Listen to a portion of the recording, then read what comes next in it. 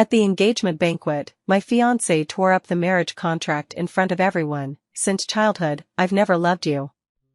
While the whole city laughed at my humiliation, my nemesis Vincent came to propose. Gritting my teeth, I agreed, only to hear his drunken thoughts that very night. Her hands are so soft, just like when she saved me at 10 years old. When will this fool finally recognize me? My engagement banquet became the laughingstock of the entire city. Evan, my childhood sweetheart and fiancé of 16 years, stood beneath the meticulously arranged floral arch, facing a room full of guests. He looked at me with a coldness I'd never seen before, then publicly tore our marriage contract to pieces. The scraps of paper fluttered down like pale butterflies. His voice was cruelly clear. Avery, I've never loved you, not since we were children. This engagement? Just a wishful joke by our elders. Standing beneath the crystal chandelier in my haute couture gown, I felt the light turn into icicles, piercing me relentlessly. A deafening buzzing filled my ears. The world faded away, leaving only his mocking smile and the suppressed, voyeuristic gazes around me. The elders from both families looked grim, and my mother was on the verge of fainting. 16 years. From the moment I could remember, I knew I would marry Evan. He followed me around clumsily unwrapping candies for me, he took the blame for my mischief, and he sneaked over the wall to see me when I was sick. Were all those tender moments I thought we shared nothing but one-sided jokes? My heart felt as if it were being squeezed by an invisible hand, the pain so intense I could barely breathe, and humiliation washed over me like a tidal wave. I dug my nails into my palms, using every ounce of strength to maintain my last shred of dignity and keep the tears from falling. I couldn't cry, not now, not in front of these people. Just as the entire hall fell into deathly silence, with all eyes, filled with sympathy, pity, or schadenfreude, fixed on me, waiting to see how I would handle the situation, the heavy doors of the banquet hall were abruptly flung open with a loud bang. A tall, straight-backed figure strode in against the light, his steps lazy yet exuding an undeniable aura. It was Vincent. The only son of the Sterling family, my lifelong rival. We'd fought over business, bickered endlessly, and exposed each other's secrets since childhood, each eager to trample the other into the dirt. His appearance here could only mean one thing: he'd come to revel in my humiliation, and to twist the knife while he was at it. He wore a perfectly tailored black suit, no tie, with the top 2 buttons of his shirt casually undone. In his hand, he carelessly dangled an exquisite jade pendant, carved with intertwined dragons and phoenixes, suspended by a red string, its water-like clarity unmistakable. That was the Sterling family heirloom, a jade pendant symbolizing the identity of the family heir and the token for the future matriarch. Everyone in the city knew of it. His gaze swept across the room, briefly pausing on Evan's livid expression before finally settling on me. The corners of his lips curled into that familiar smirk, equal parts roguish and provocative. Well, isn't this lively?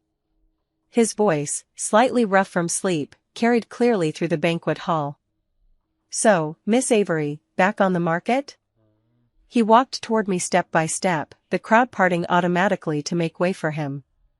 He stopped before me, slightly leaning in, those peach blossom eyes gazing at me from close range, their emotions unreadable. Then, under the astonished gazes of everyone present, he casually waved the priceless jade pendant in his hand, his tone as nonchalant as if he were discussing the weather. Since no one wants it anymore, I'll take it. Avery, my family's heirloom jade pendant, trade it for the rest of your life. Will you marry me? The entire room erupted in uproar. I jerked my head up, crashing into the depths of his unfathomable gaze. Humiliation, anger, mortification, and a hint of reckless defiance born of desperation surged wildly in my chest. Evan publicly calls off the wedding, and Vincent proposes on the spot? What is this? An even bigger joke? I know Vincent hates me, just as much as I hate him. By doing this, he simply wants to trample the dignity of me and the Thornhill family once more, using this extreme method to declare his victory. I stared at him, my teeth nearly drawing blood from my lower lip. My nails dug deep into my palms, pain keeps me somewhat clear-headed. Accepting him would instantly make me the city's biggest topic of gossip, confirming the ugly truth that Avery can't live without a man. Not agree?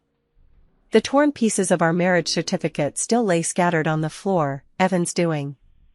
My current isolation and humiliation were already undeniable facts. In that split second, a mad idea flashed through my mind.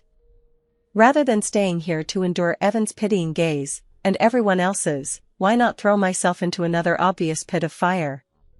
At the very least, that bastard Vincent was giving me a chance to strike back right here, right now. At least I could wipe that fake, tender look off Evan's face. I took a deep breath, swallowing the lump in my throat and steadying my trembling.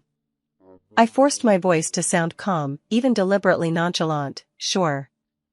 I reached out and snatched the pendant hanging midair from him. The icy touch instantly seeped into my skin. Vincent, remember what you said today. I clenched the pendant tightly, as though clutching the last lifeline, even if that lifeline might be laced with venomous thorns. Vincent seemed to pause for a moment, then let out a low chuckle. He reached out and pulled me naturally into his embrace, his movements both commanding and intimate. He tilted his head, his warm breath brushing past my ear, and whispered in a voice only the two of us could hear, "Of course, my fiancé." His voice carried laughter, but I inexplicably detected a hint of something else. Before I could ponder it further, he had already wrapped his arm around me and boldly led me through the stunned crowd, striding straight out of that suffocating engagement party. I moved into Vincent's villa.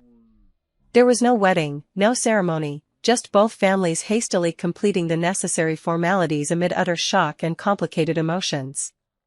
After all, a union between the Thornhill and Sterling families, even one that began in such an absurd manner, carried enough entangled interests to make everyone soberly weigh the consequences. The moment I agreed to Vincent, Evan's face twisted as if he'd swallowed a fly. He probably never dreamed his carefully orchestrated humiliation would end this way.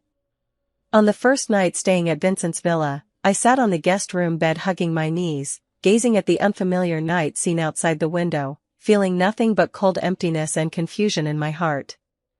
The impulsive decision now brought endless regret and unease. How would Vincent and I get along from now on? Continue fighting to the death? Or maintain a superficial marriage? Footsteps sounded outside the door. Vincent had returned. He seemed to have been drinking, his steps somewhat unsteady.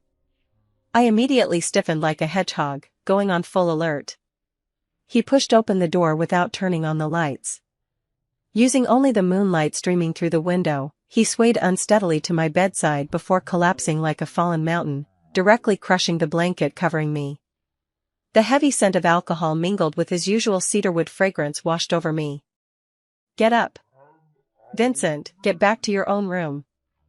I pushed him hard, but he didn't budge. Instead, as if finding a comfortable position, he buried his head in the blanket near my neck and nuzzled against it. My entire body stiffened. Just as I was about to muster all my strength to kick him off, I suddenly heard a voice, no, not with my ears. The voice seemed to echo directly in my mind, slightly slurred and dazed from drunkenness, so sweet, just like before. I froze abruptly, my pupils contracting sharply. Auditory hallucination?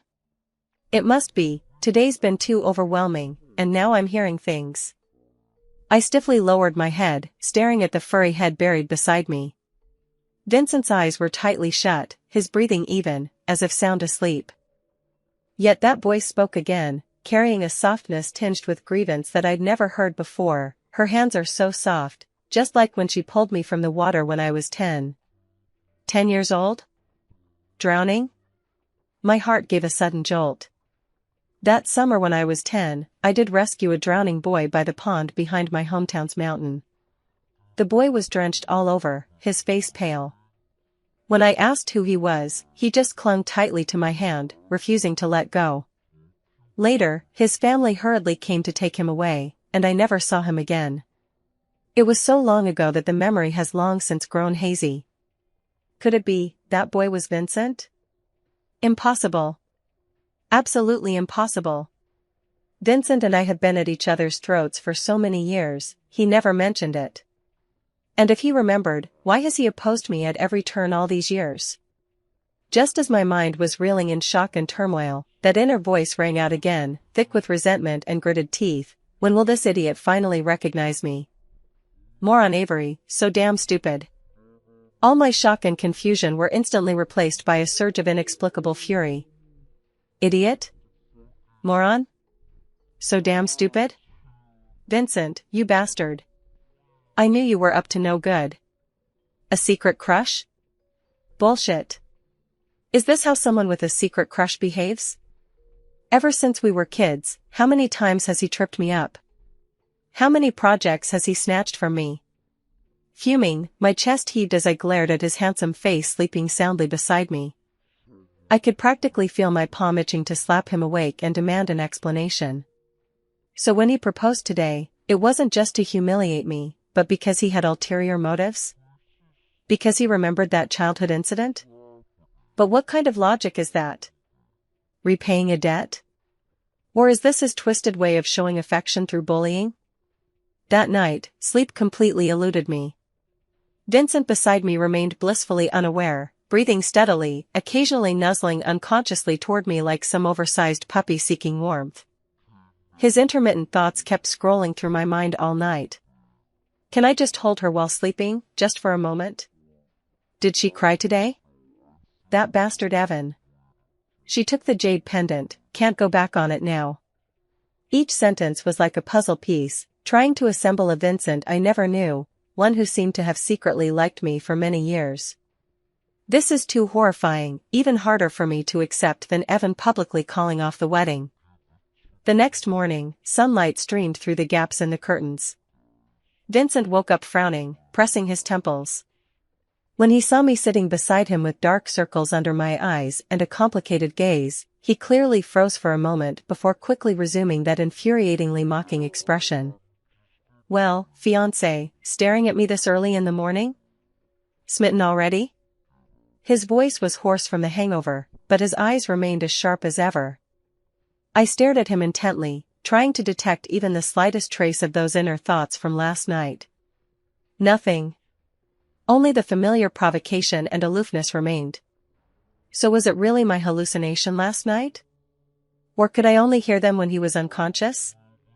Vincent, I spoke, my voice hoarse from staying up all night. That summer when you were 10, did you ever fall into a pond? Vincent, who was just about to get out of bed, froze abruptly, his back momentarily stiffening. Though he quickly regained his composure, even turning to look at me with an even more mocking expression. What's the matter? Did you finally remember to care about your future husband's childhood experiences? He didn't admit it, but he didn't deny it either. That momentary stiffness said it all. My mind was in turmoil. So it's true. That boy really was him, and he really remembers. But why won't he admit it? Why does he still treat me like this? Just then, that familiar inner voice abruptly sounded again, with a barely noticeable trace of nervousness. Why is she suddenly asking about this? Does she remember? No, her expression isn't right. Stay calm, Vincent, don't panic. Looking at his composed and even mocking expression while hearing his panicked inner voice, I was overcome by an absurd feeling. Taking a deep breath, I decided to test him. I stood up and walked over, tilting my head back to look at him. He towered over me by more than a head, usually exuding an intimidating presence, but now I knew his inner turmoil far surpassed his calm facade. I reached out and gently straightened his crooked shirt collar. The gesture was completely out of character for our usual interactions. Vincent froze completely, his pupils contracting slightly as he instinctively leaned back, though the tips of his ears rapidly flushed a faint shade of red. His Adam's apple bobbed as he spoke in a slightly strained voice, "What are you doing?" Meanwhile, his mind was already screaming internally, "She touched me? What's going on? Did she snap from the stress? Did Evan piss her off so badly she lost her mind? But, her hand is so soft, can she touch me again?" I forced back the twitching at the corner of my mouth, withdrew my hand, and feigned calm as I said, "What's the matter? Isn't this how it should be between fiancés?" Vincent looked at me with a complicated gaze, as if scrutinizing a monster. "Avery, are you okay?" I'm fine, I replied, turning toward the bathroom. Never better. Closing the door, I stared at my exhausted yet strangely exhilarated face in the mirror, finally unable to hold back, and let out an extremely conflicted expression. Vincent has a crush on me. This realization was like a thunderbolt, blasting open a bizarre, dazzling crack in my otherwise bleak and hopeless world. The days that followed became incredibly thrilling. Vincent and I began an extremely bizarre cohabitation. On the surface, we still maintained our old dynamic of sworn enemies, like needles meeting wheat-ons. We'd fight over the last piece of bacon at the breakfast table, knives and forks clashing.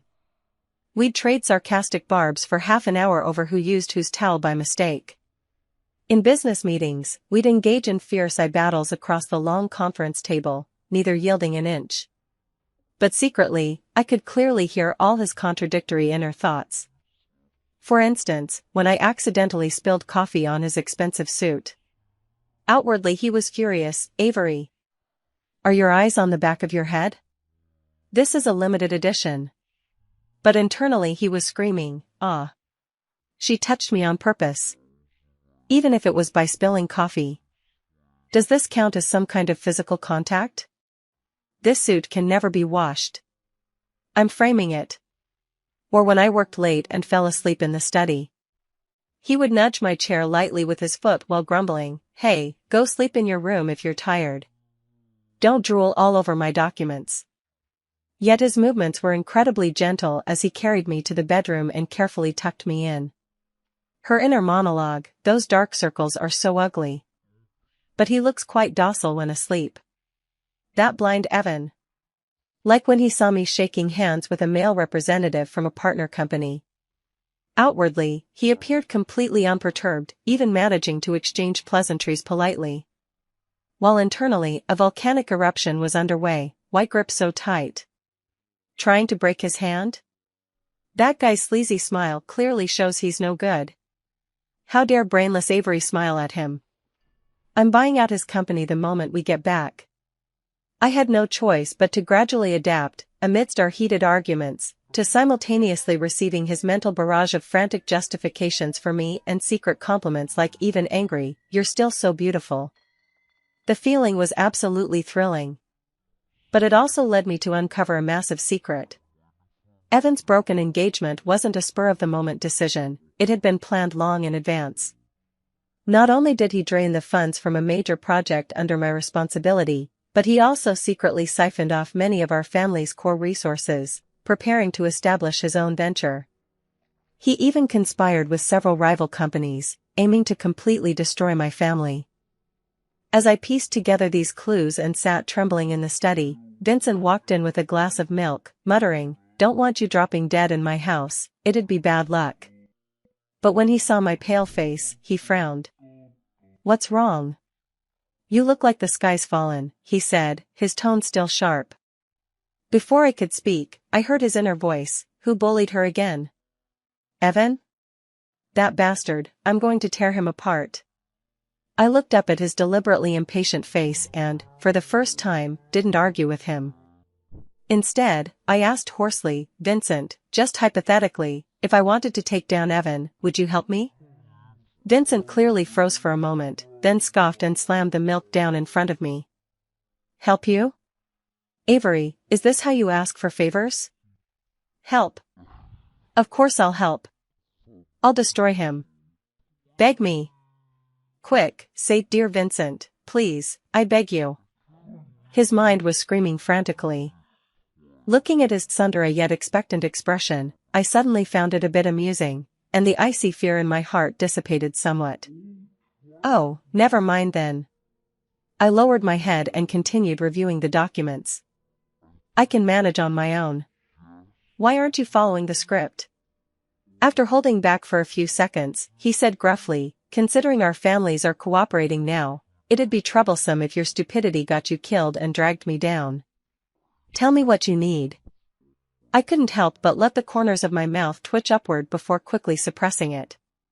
"Thanks." Humph. With Vincent's overt and covert assistance, my actions against Evan went much more smoothly. Vincent used his family's connections and channels to help me obtain many crucial pieces of evidence. We even set a trap to lure Evan in, preparing to completely expose him at an upcoming industry summit. During this process, my relationship with Vincent underwent a subtle change. We still bickered, but the hostility gradually transformed. It became more like a tacit understanding, a form of flirtation. At the very least, in his increasingly unconcealed inner thoughts, I could hardly bear to look at his outwardly tsundere demeanor of "I can't stand the sight of you." The night before the industry summit, feeling a bit nervous, I stood on the balcony for some fresh air. Vincent walked over and handed me a can of beer. "Nervous?" He leaned against the railing, gazing at the distant nightscape. "A little." I took the beer and had a sip. The night breeze brushed past, creating an unusually peaceful atmosphere. "Vincent," I suddenly remembered the question that had been on my mind, "if you remember everything from our childhood, why have you been opposing me all these years?" Vincent turned his head to glance at me, the moonlight casting faint shadows across his face. After a moment of silence, he scoffed, "Who remembers such trivial things from so long ago? Going against you?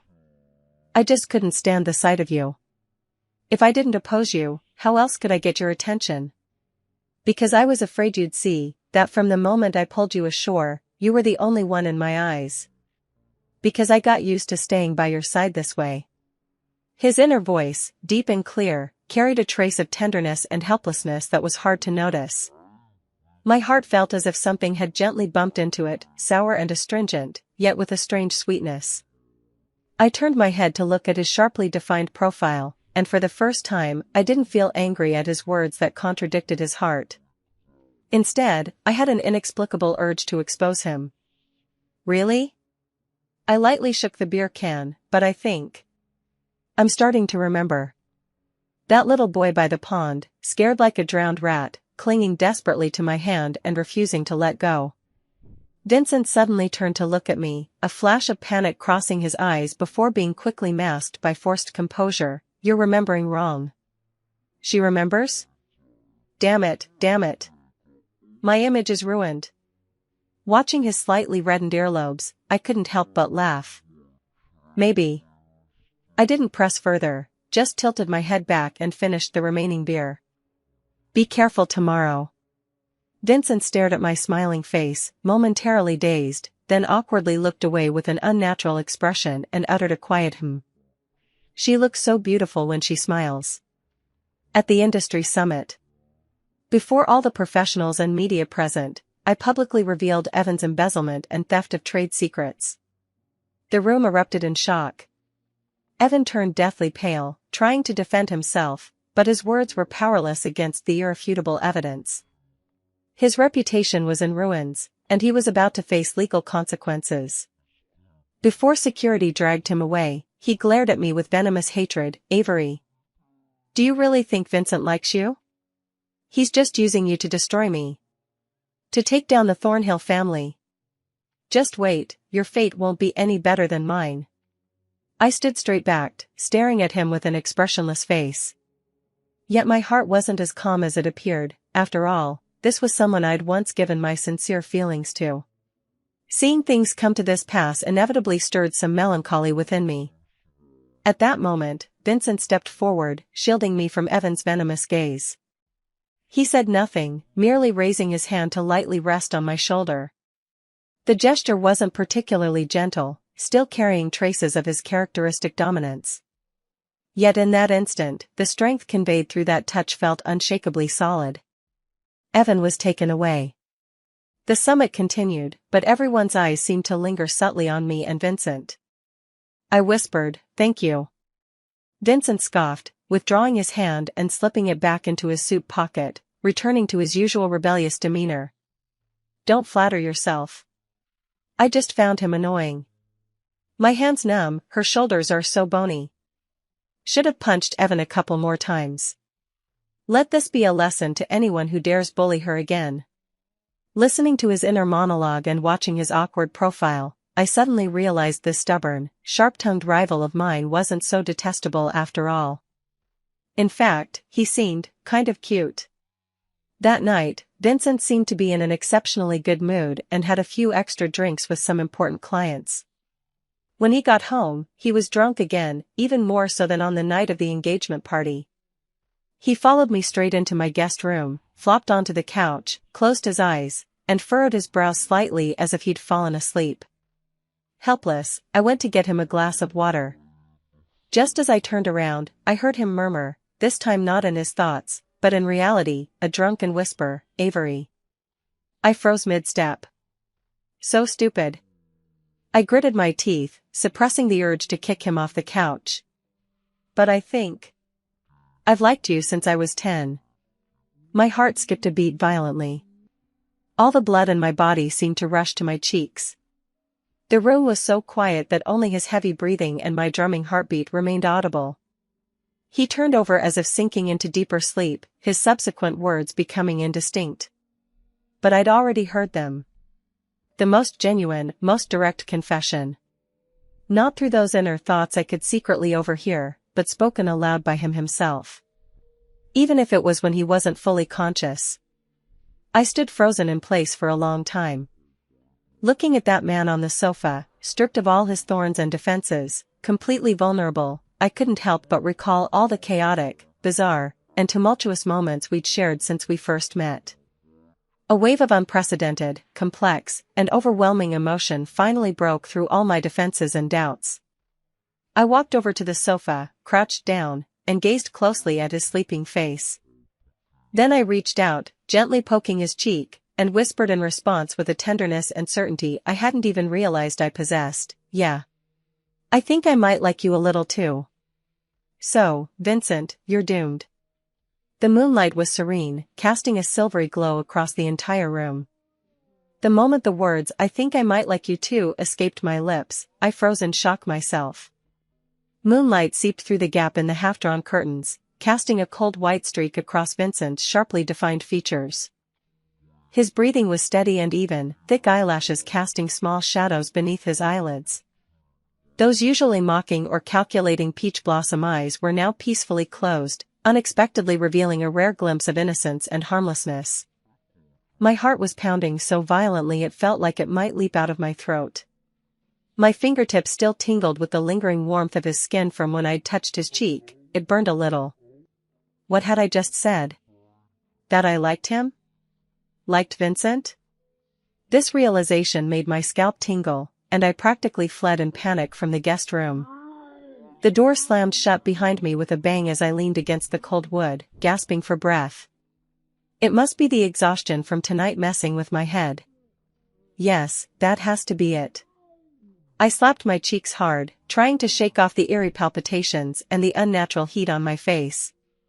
Yet my mind kept uncontrollably replaying Vincent's drunken murmur, his earlier contradictory thoughts, and that hand on my shoulder, firm and unyielding, when he stepped in front of me.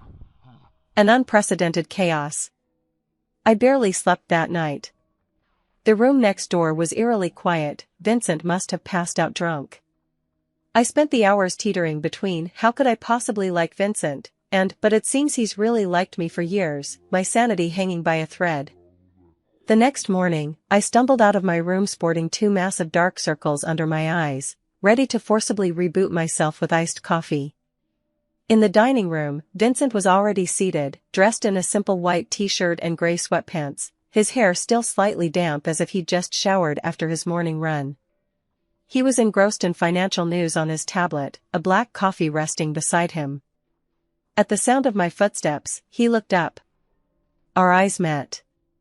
The air froze for an instant. My chest tightened, and I instinctively held my breath. Would he remember last night? Even just a little? Vincent's gaze lingered on my face for 2 seconds, his brows furrowing almost imperceptibly before settling back into that infuriatingly lazy expression he always wore. TCH, he set down his tablet and took a sip of coffee. Did you stay up all night being a thief? Or have you finally grown a conscience and lost sleep over all those times you tripped me up? His tone, expression, and gaze were exactly as usual. That familiar mix of provocation and casual mockery.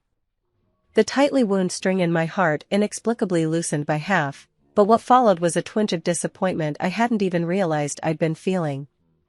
So he really didn't remember. Maybe that's for the best. I took a deep breath, forcing myself into battle mode, pulled out the chair and sat opposite him, picked up a slice of toast and spread butter on it vigorously. You're overthinking it. I was just strategizing how to take back that East City project you snatched from me before. It's perfectly normal to lose sleep over it. Vincent let out a scoff, set down his coffee cup, leaned slightly forward, and looked at me across the table with a hint of amusement in his eyes. Oh? And did you come up with anything? Trade secret, I mumbled through a mouthful of toast. Those dark circles are hideous. Did I scare her last night? That bastard Evan, his inner voice carried a hint of barely noticeable irritation and concern. My chewing slowed. See, this was exactly it. On the surface, we were at each other's throats, yet his thoughts told a completely different story. This stark contrast made every interaction with him feel like simultaneously watching a performance and reading the script. What are you staring at? Vincent seemed to notice my gaze and raised an eyebrow. You've got something on your face. I lied without batting an eye. What? He instinctively raised his hand to touch his face. A bit unsightly, I added. His mind was filled with question marks. Is she not awake yet? Or is she insulting me? I lowered my head, using my coffee to hide the uncontrollable upward curve of my lips. This feeling of being the only one who knew the truth while watching him perform alone didn't seem half bad. The mess left behind by Evan's downfall was even worse than imagined. Not only had he drained the projects under my responsibility, but he also exploited his former position in the group to expose several potential financial loopholes and regulatory violations. The company's stock price plummeted continuously, and its reputation suffered severe damage. My father seemed to age 10 years overnight, while my mother spent her days in tears. Internal morale was in turmoil, and several uncles who had long coveted the succession rights began maneuvering behind the scenes. I had to muster all my focus and throw myself into this tough battle to save the family business. Surprisingly, Vincent didn't stand idly by. In fact, he spared no effort in helping. He no longer merely provided information and channels discreetly but began openly mobilizing the resources of the Sterling family conglomerate to intervene. Capital, connections, projects, in an assertive and unquestionable manner, he deepened the intertwined interests of Thornhill Group and Sterling Group. On the surface, his reasoning was, Avery, you're my nominal fiancé now. If your family collapses, it won't do my family any good. Our stock prices will take a hit too. But I knew it wasn't just that. Because I could hear him. During those lengthy, suffocating board meetings, when those old foxes cornered me until I turned pale, he would suddenly speak up, using the most cutting yet composed tone, to dismantle their arguments point by point, redirecting the hostility toward himself. A bunch of old farts, picking on a little girl, what kind of heroes are you? Look how pale she is, can she even hold up? I'll deal with those troublemakers when we get back. Late at night in the study, when I was overwhelmed by mountains of documents, he would just happen to pass by, tossing me a box of stomach medicine or a cup of hot milk, muttering, "Don't die on my watch," and then casually point out a few fatal flaws in my proposal. This idiot woman, always pushing herself. This data is wrong, TSK, guess I'll have to step in. Hands are so cold, is the heater in the study broken? He was like a prickly guardian angel, building an invisible barrier around me in his uniquely sharp-tongued and unyielding way, deflecting most of the overt and covert attacks aimed at me. I grew accustomed to his presence. Got used to instinctively listening to his thoughts when faced with difficulties, searching for clues and comfort, though most of the time his inner voice was just calling me stupid. Became familiar with those exhausted late nights when the study door would creak open, delivering a begrudging handout laced with disdain. Our bizarre mutual understanding deepened day by day. Until that afternoon when an anonymous package arrived at my doorstep. Inside was a stack of photographs. The images showed Vincent meeting and conversing with a young, beautiful girl in various settings, with some even appearing quite intimate. The girl seemed to come from an affluent family, exuding an air of elegance. Attached was a printed note: "Do you really think Vincent is helping you? He's just using you to stabilize the situation so he can smoothly take over Thornhill Group. He's already engaged to the heiress of Ravenscroft Group." My blood ran cold in an instant. Ravenscroft Group was a commercial giant even more powerful than Sterling Group and Thornhill Group. The photos were taken from cunning angles, and Vincent's smiles with the girl did look painfully sharp to the eyes. Reason told me this was likely a scheme to sow discord, orchestrated by those unwilling to accept defeat, either business rivals or members of the family. But emotionally, a cold, betraying fear quickly seized me. Evan's lesson was still vividly fresh in my mind. Trust? What a luxurious and laughable thing. I clutched those photos, my fingertips icy. That night, Vincent came back very late, carrying a faint scent of alcohol and perfume. It wasn't his usual cedarwood cologne, but a cloyingly sweet feminine fragrance. He seemed in a good mood, even humming an off-key tune for once. I sat on the living room sofa without turning on the lights, the dim blue glow from the TV screen casting over my expressionless face. "You're back?" I spoke up, my voice slightly hoarse. Vincent seemed to notice me only then, pausing for a moment before casually switching on the living room light. "Yeah. Still awake?" The light was harsh, and I squinted as I watched him take off his suit jacket and toss it carelessly onto the sofa. That jacket, too, seemed to carry that faint, elusive sweetness. "Who did you meet today? You seem so happy." I tried my best to keep my tone sounding normal. Vincent paused for a moment, walked to the liquor cabinet to pour himself a glass of water, and spoke casually with his back to me. "Nothing much, just met with a few clients. That old fox from Ravenscroft Group was really difficult to handle, but we finally reached an agreement. That girl Nova was there too, chattering nonstop, so annoying. Her perfume gave me a headache." My heart sank little by little. He really did meet with people from Ravenscroft Group, met that Nova. He wasn't telling the truth. "Really?" I stood up, walked over to him, and held out the photo I'd been clutching tightly in my hand, right in front of his face. "Vincent, care to explain?" Vincent lowered his gaze, his eyes resting on the photos, his pupils contracting slightly. The casual expression on his face vanished instantly, his brows knitting together. "Are you investigating me?" He raised his head, fixing me with a sharp stare, his tone carrying unmistakable displeasure. His first instinct was to demand an answer. Seeing the offended chill in his eyes, I felt something sting sharply in my chest. Why would I need to investigate? I curled my lips into a mocking smile. "Your fairy tale romance with the Ravenscroft Group's heiress must already be the talk of the town, no? Should I congratulate you in advance for this double happiness? Not only have you gained actual control of the Thornhill Group, but you've also climbed onto the high branch of the Ravenscrofts?" Vincent's face darkened completely. He snatched the photos, crumpled them into a ball, and threw them into the trash bin, his voice icy. "Avery, what the hell is going through your mind all day? A business marriage? Do you think everyone is like Evan? Then tell me, what's the meaning of these photos? And what about the perfume scent on you?" I looked up at him, my nails digging deep into my palms, struggling to keep my voice from trembling. "You said you were meeting a client, wasn't it the chairman of the Ravenscroft Group and his daughter?" Vincent stared at me with a complex gaze, anger, disappointment, and a trace of exhaustion I couldn't decipher. After a few seconds of silence, he took a deep breath, suppressing his fury as he said, "Yes, I met with the Ravenscroft Group's boss and his daughter.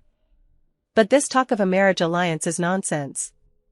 Nova and I only met a few times as kids, and today was just a coincidence." As for the perfume scent, he tugged irritably at his tie. "She accidentally spilled wine on me. She doesn't trust me. In her eyes, I'm no different from Evan. What's the point of explaining? She wouldn't believe me anyway."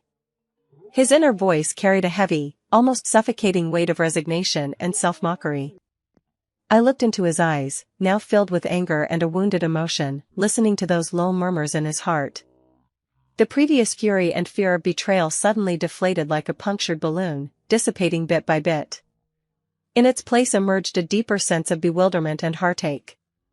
What was I doing?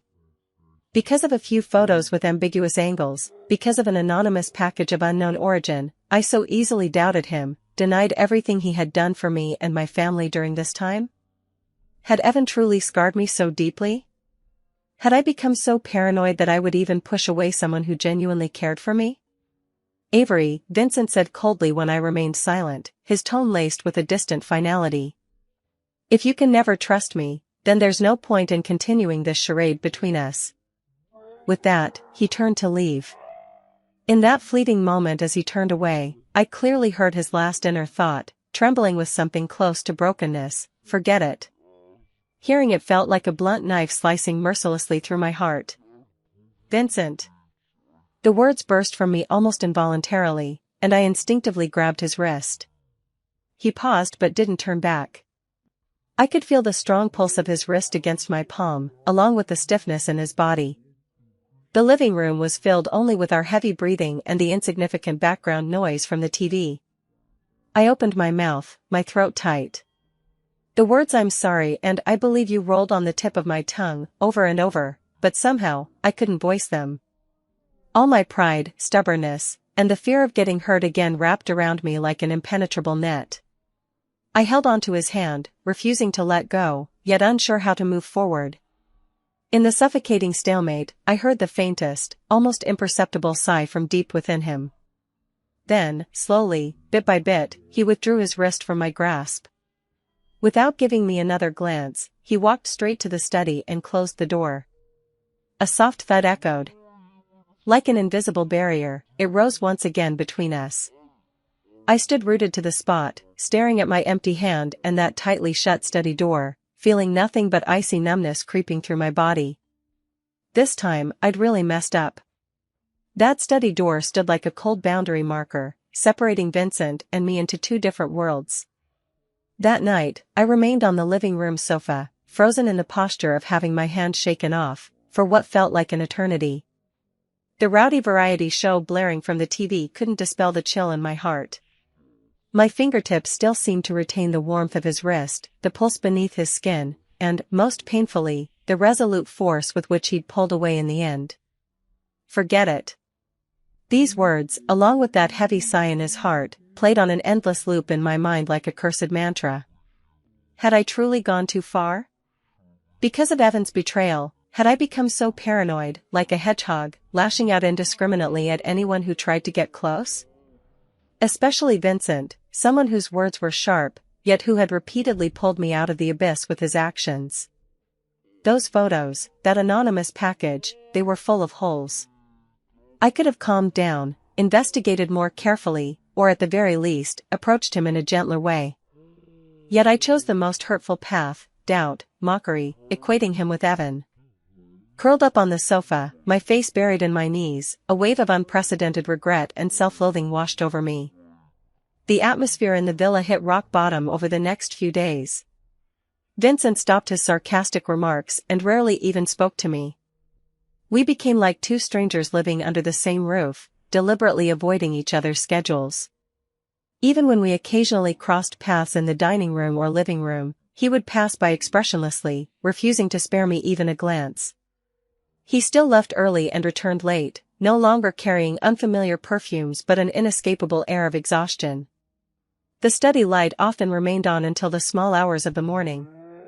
I knew the Thornhill Group crisis was far from over. He was still running around dealing with the mess. But this time, he no longer shared any updates with me, nor did he casually point out mistakes in my proposals. The fragile bond between us, woven from inner voices and silent understanding, seemed severed by my own hand.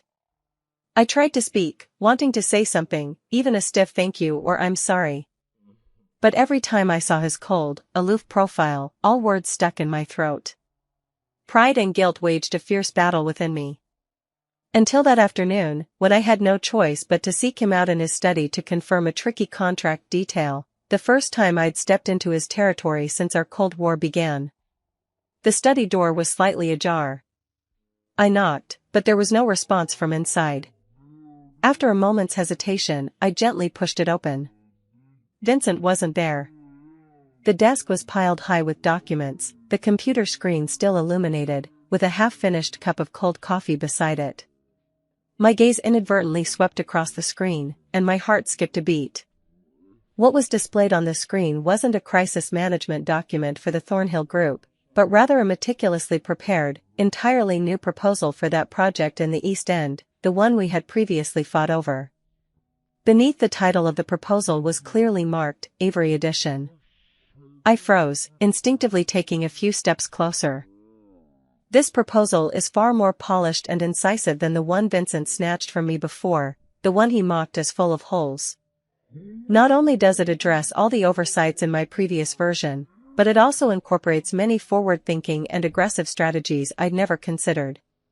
With detailed data and airtight reasoning, it's practically tailor-made for me, guaranteeing my victory in the upcoming rebidding process.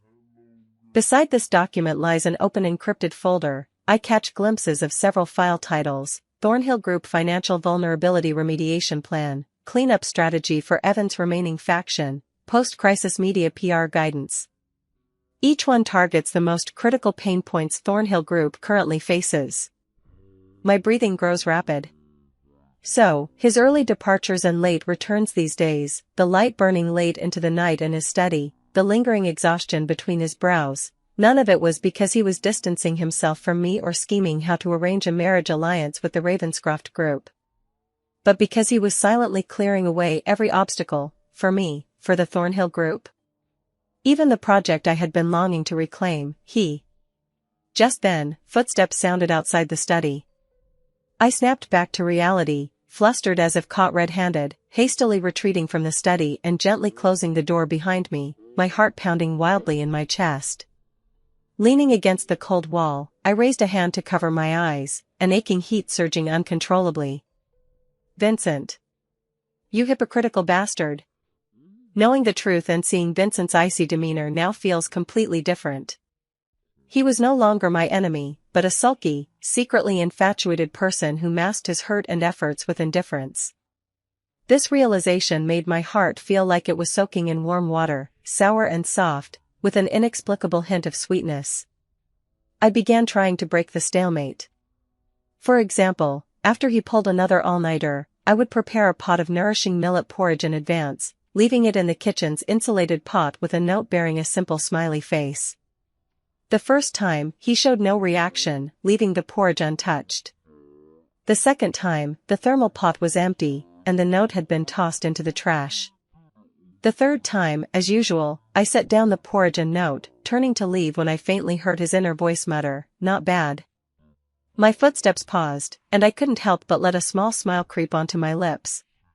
For example, I would casually handle some problems he had secretly solved for me in places where he could see, then mutter to myself with feigned surprise, "Huh? How did this issue suddenly get resolved? It's like we've got a magical house elf helping out?"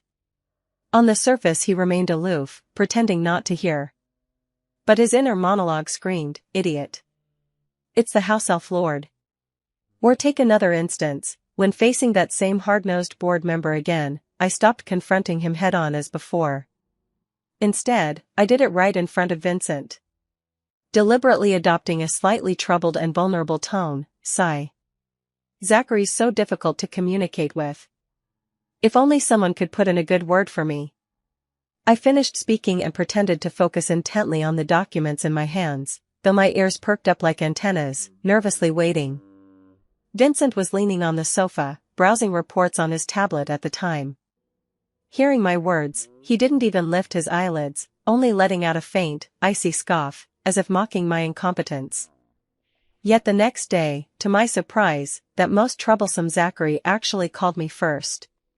His tone had softened considerably, even hinting that some of the earlier terms could be renegotiated. Holding the phone, my emotions were tangled beyond words. When I returned home from work, Vincent was sitting in the living room, clearly waiting for me. My heart skipped a beat. Had he noticed I was taking advantage of his inner voice and soft-heartedness? He lifted his gaze to look at me, his eyes still devoid of warmth, but his next words left me stunned. The project in the East District is going for rebidding next Wednesday. His tone was indifferent, as if stating something unrelated to himself. That proposal you submitted earlier is garbage. My heart sank, just as I'd feared. There's a folder on my study desk's computer. The password is your birthday.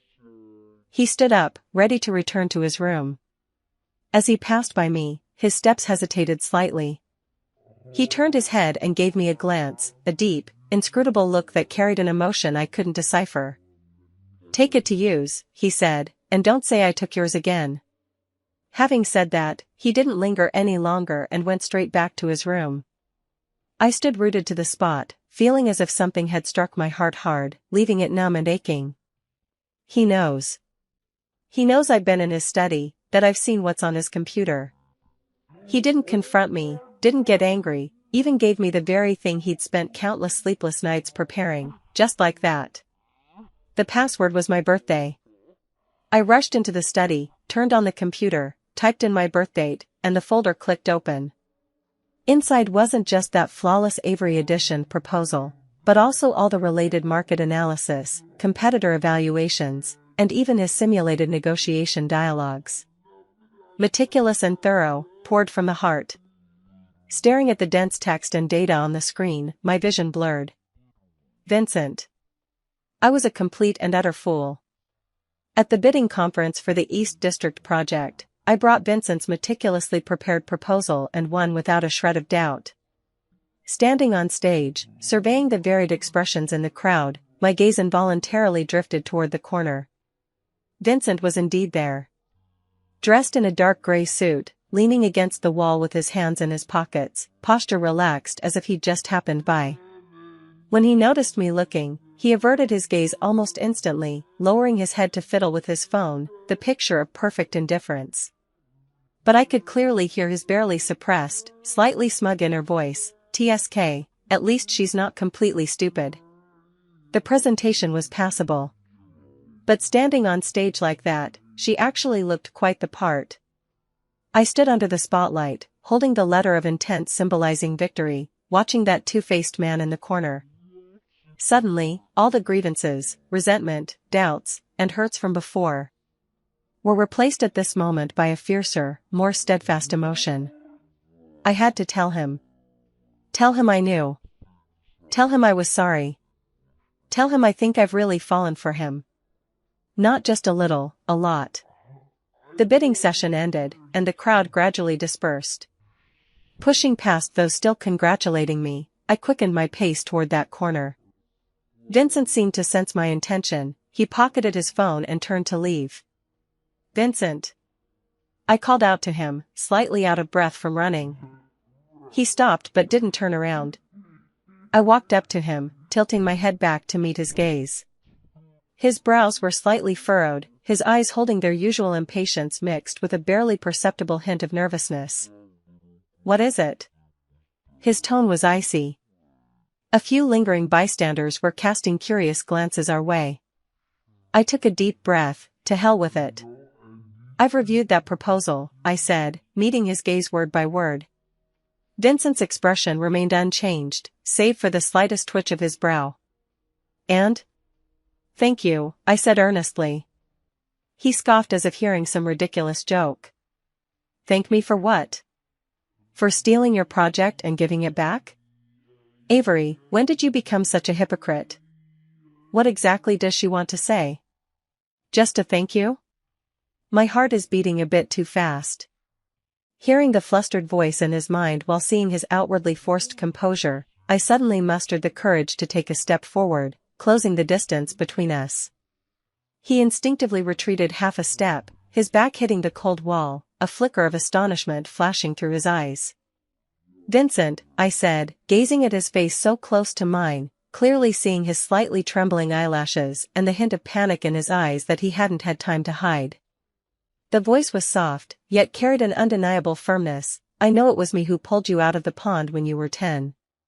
Vincent's pupils contracted sharply, his body instantly stiffening. "I also know that you remember." "You've always remembered," I continued, my gaze locked onto him. "And I know even more, That you helped me not because you feared I'd drag you down, nor because of some damn business marriage arrangement. His Adam's apple bobbed violently, his lips pressed into a bloodless line.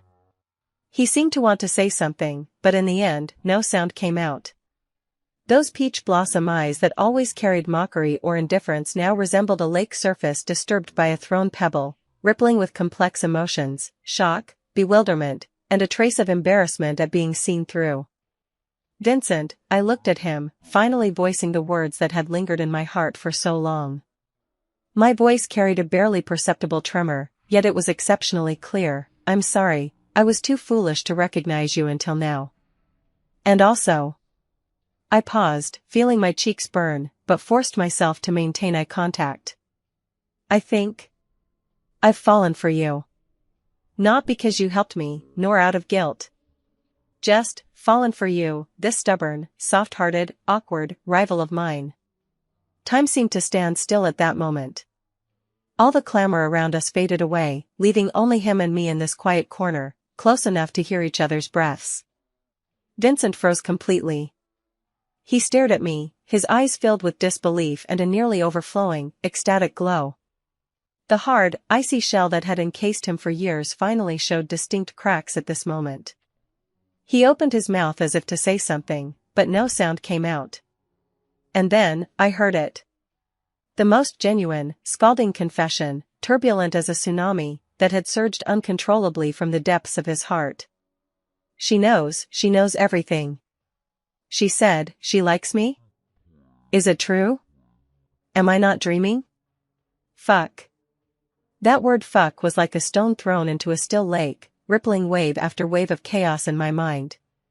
Not through his inner voice, but through his almost cracking, incredibly hoarse tone, spilling real and raw from his lips.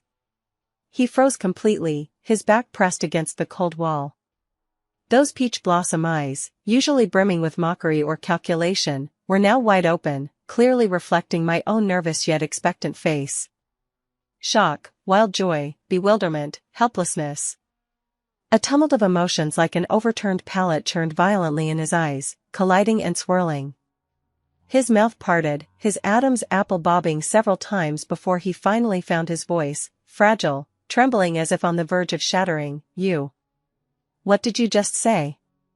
This time, I didn't hear any inner thoughts. Perhaps because the storm inside him was too fierce, too overwhelming to form coherent thoughts. Or perhaps all his defenses crumbled before my confession of I like you, leaving him powerless to maintain them. Seeing him in such complete disarray, all my previous tension and anxiety suddenly dissipated, replaced by a bittersweet tenderness that nearly melted my heart. I took another step forward, almost pressing against him, and tilted my head up to meet his frantic gaze without flinching.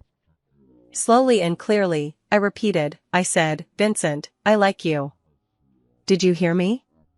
His breathing grew abruptly heavier, his chest rising and falling sharply. In his tightly fixed gaze, a nearly scorching light erupted, like a long-dormant volcano finally reaching its moment of eruption. You. His voice was hoarse, filled with cautious, almost disbelieving inquiry. How could you? When did you? I knew what he wanted to ask. He wanted to know how I had learned all this, wanted to know when I had started liking him. But now wasn't the best time to explain the bizarre ability of mind reading. Moreover, I didn't want this to define the beginning of our relationship. I reached out and gently grasped his hand, which hung stiffly at his side, trembling slightly. His fingers were long and slender, his knuckles prominent, now icy cold to the touch. Does it matter? I grasped his hand, trying to convey some warmth through my touch, and said softly while looking into his eyes. What matters is that I know now. I know you're a hypocritical bastard, I know you've secretly liked me for years, I know all the things you've done for me behind my back. Vincent, aren't you going to say something?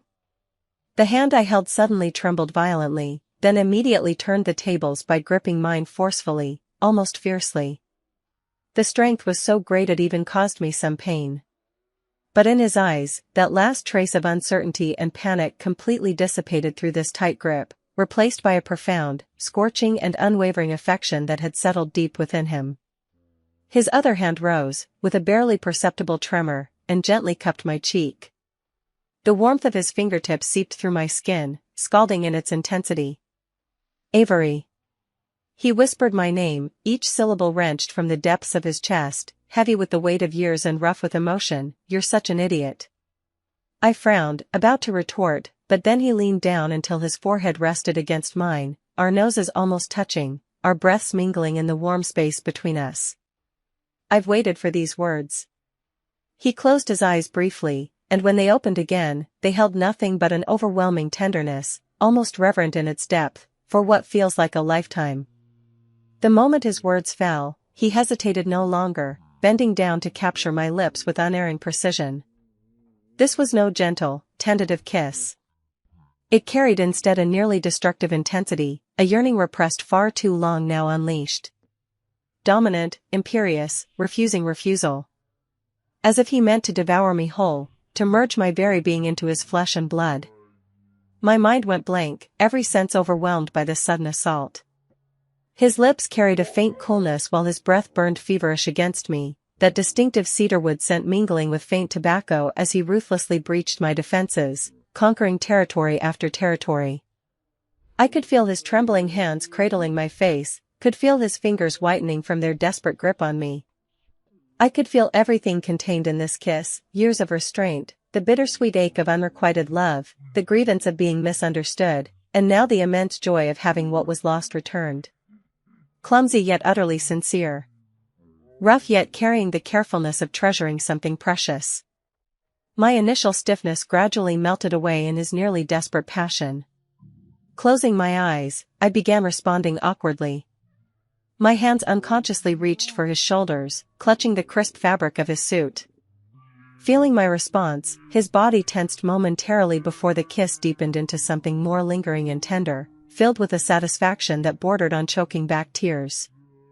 In the dimly lit corner, faint voices seemed to drift from afar, but everything grew hazy and distant.